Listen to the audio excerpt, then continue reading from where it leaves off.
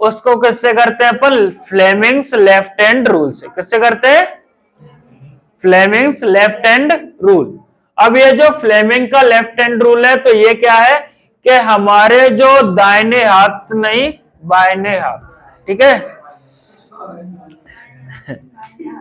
तो बाएं हाथ की जब अपन पिस्तौल बनाते हैं तो इस पिस्तौल का जो थंब होता है वो क्या बताता है? फोर्स की डायरेक्शन, ठीक है। और जो तुम्हारे पास ये 4 फिंगर होते हैं वो किसकी डायरेक्शन बताती है? मैग्नेटिक फील्ड की। किसकी?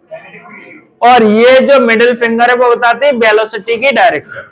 तो जैसे अगर बात करें, ये चार्ज जब इसमें मैग्नेटिक फील्ड लाइंस में इंटर कर जाएगा, क्या कर जाएगा? मैग्नेटिक फील्ड लाइन में इंटर, तो इस पे फोर्स किधर लगेगा? इस पे फोर्स किधर लगेगा, ठीक है। तो अगर कुछ भी ना आए तो ये बता देना, देखो एक्स एक्सिस में ये हो गया और जेड एक्सिस में पहले से क्या है? मैग्नेटिक फील्ड है जेड एक्सिस में, तो खाली कौन बचा? By axis. तो बाई एक्सिस में फोर्स लग जाएगा, ठीक है।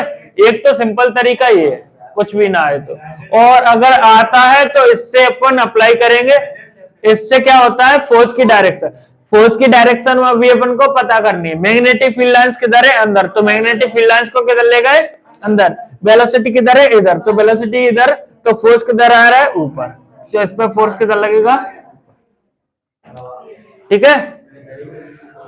तो ये आता है तो अच्छी बात है, अगर ये भी ना आए तो इतना तो याद रख लेना कि मैग्नेटिक फील्ड लाइंस अंदर है, यानी कि वो एक एक्सेस हो गई और एक वाली एक्सेस में वेलोसिटी है, तो जो तीसरी एक्सेस बचेगी उसमें क्या हो जाएगा? फोर्स, क्योंकि ये तीनों एक दूसरे क्या होते हैं? परपेंडिकुलर, ठीक है। ये तीनों एक दूसरे क्या होते हैं? परपेंडिकुलर होते हैं।